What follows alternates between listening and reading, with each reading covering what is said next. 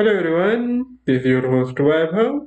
In today's session of Daily Stock, we are going to continue to work with the recently released earnings of the banks, the major banks of the United States.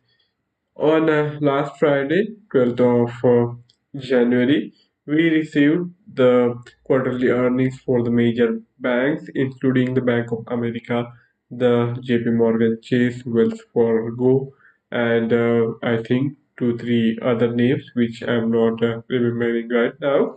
So these banks have released their earnings, and for next few sessions also, we are going to concentrate on the recently released earnings of these major banks to assess the outlook for the financial sector of the United States, which also represents one of the largest market capitalization of the financial sector from across the world. So, what happens with these major global financial institutions also has bearings on the other institutions of the financial importance in other parts of the world. So we get a sort of idea on the ongoing developments in the financial sectors and how to position ourselves for the sessions, for the days, for the weeks, and for the months ahead. So let us now head to the quarterly report of the Bank of America for the last quarter, that is the fourth quarter of fiscal year 2023. If we consider the earnings of the Bank of America for last couple of quarters, they have been consistently in the ballpark of around US dollar 25 billion. I'm talking about revenues here, of course, not net profit. And if you consider the last quarter's earnings, these were lower than the all the prior three quarters of the year as well as for the last quarter of last fiscal year. The 2022 fourth quarter also had higher revenue figures, but the bank wasn't really able to sustain that momentum of registering the revenues in the ballpark of US dollar 25 billion. And for the fourth quarter of the fiscal year 2023, we have now the revenues around US dollar 22 billion. So this is a decline, and this is also weighing on the stock, which is currently trading lower post this earnings release. And the net income was further impacted by the one-time FDIC charge related to the collapse of Silicon Valley Bank, and that was also one key contributing factor to the lower net income of the JP Morgan and Chase. And here also on the Bank of America's earnings, the impact is visible. And now, if we have to go through the details of these consolidated statement of income, we will have to see where the money is coming from and where the money is going. The interest income were at US dollar 35.6 billion, and out of it, the interest expenses were of US dollar 21.6 billion. And then comes the non-interest incomes like fees and commission, market making, and similar activities. And all these factors put together have generated US dollar 21.96 billion for the Bank of America. And then comes the interest column, the expenditure column, and in it the employees compensation and related ch- charges took the revenue figure to the net income figure of just around $3 billion.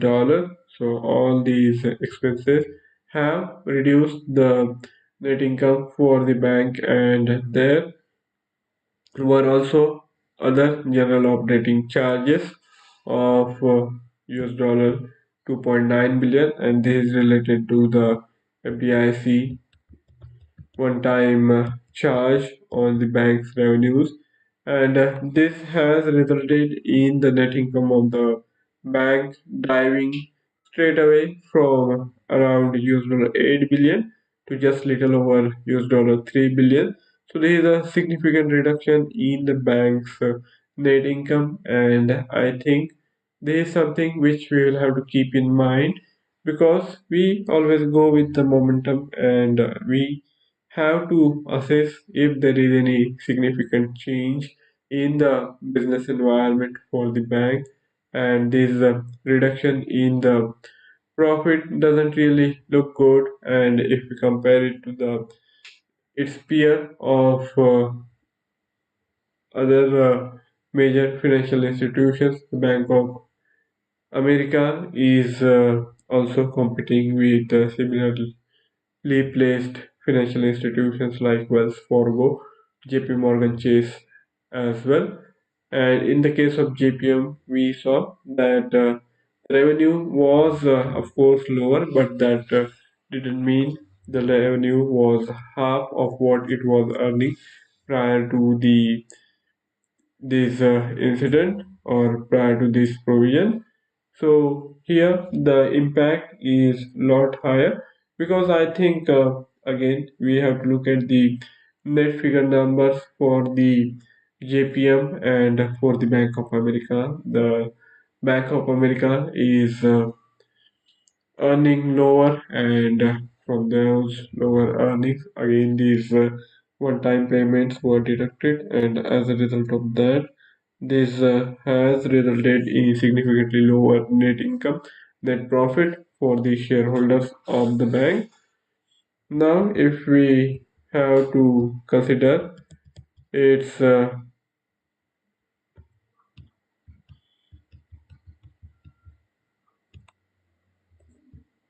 balance sheet, before balance sheet, I think we need to also look at the EPS figures, and there the earnings per share stood at $0.36, whereas in the prior quarter it was a little shy of $1.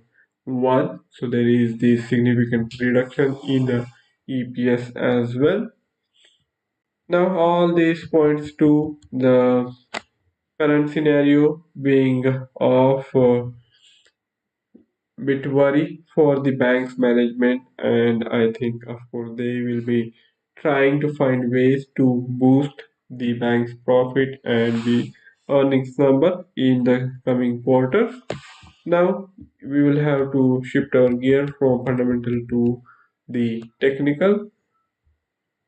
So this is the financial earnings for the Bank of America, and I have tried to give you some key markers of how things have unfolded for the Bank of America in the last quarter and what to expect moving ahead.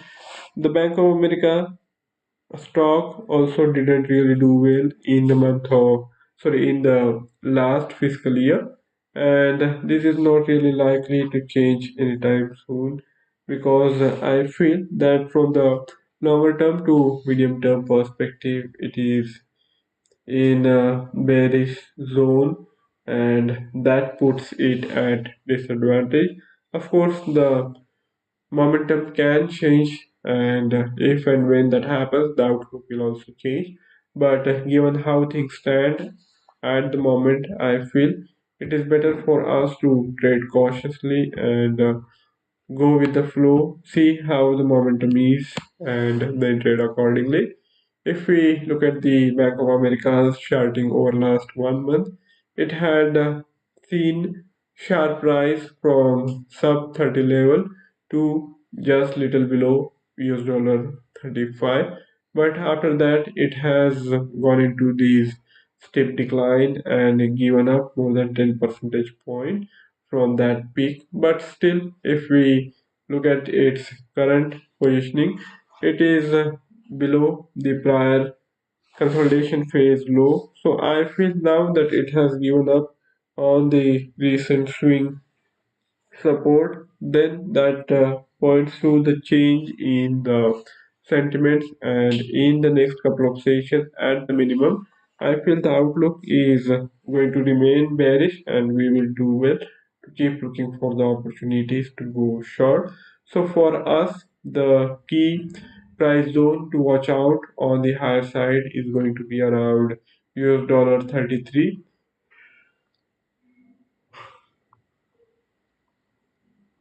with the buffer of $1 on each side. So unless there is any significant jump beyond 34, I think we should keep looking for the opportunities to short sale after due consolidation as and when it has spent time consolidating closer to US dollar 33 mark. And as we see currently, it is experiencing steep decline, but of course, things are likely to stabilize in coming sessions. So the opportunity will also come to us along with that. These prior jump and subsequent consolidation with the bullish bias seems to have ended now, and we have this start of the bearish phase on the lower time frame charting for the short-term trading and investing opportunities. So accordingly, the decision can be made. Now let us see what's the story, what's the development for medium term.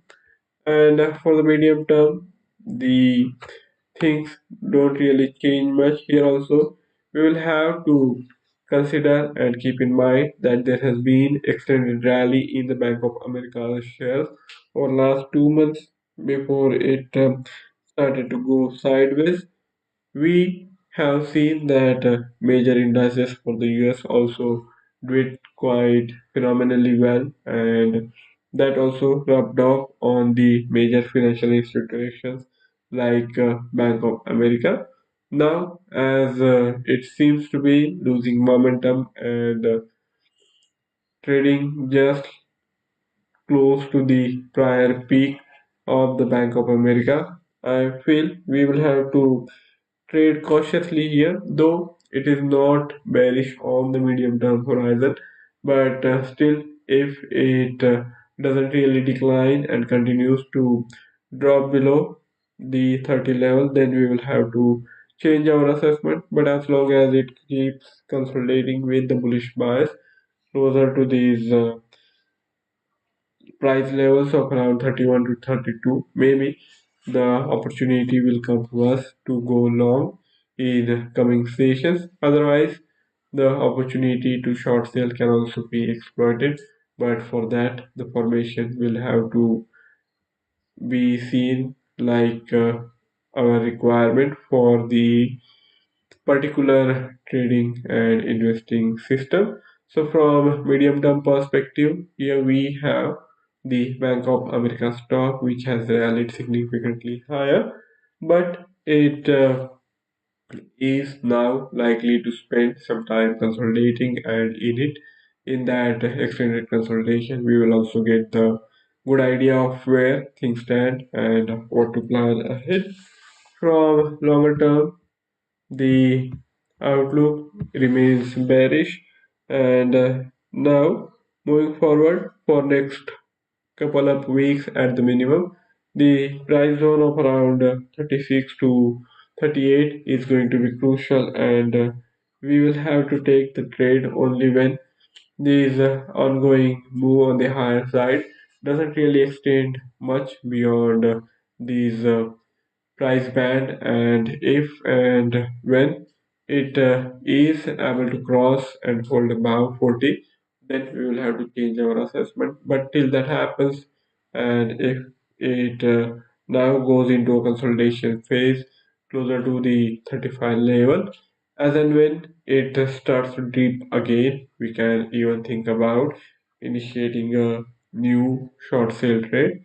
So from the long term perspective, the outlook is bearish. So if your view is to profit from the Bank of America's movement over next couple of months, then the opportunity to short sale it is likely to come your way in coming weeks, coming months.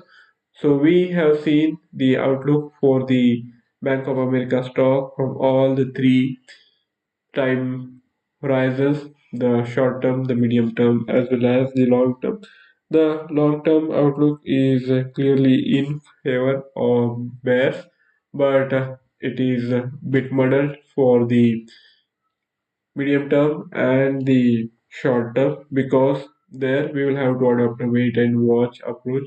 And as and when things stabilize and we have clear cut formations with good risk reward ratio, we can indeed take our chances. But for that, we will have to wait and see how things evolve for the Bank of America over the week.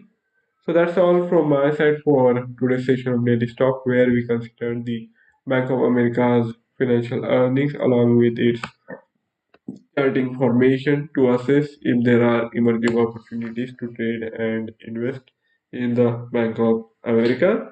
So with it, now I'm signing off for the day. If you have any query or any idea to share, do write to me in the feedback. And also, you can hit the like button and subscribe to our channel. So thank you all for joining in. I will be back tomorrow with an equally interesting stock to work with. See you next time around. Goodbye.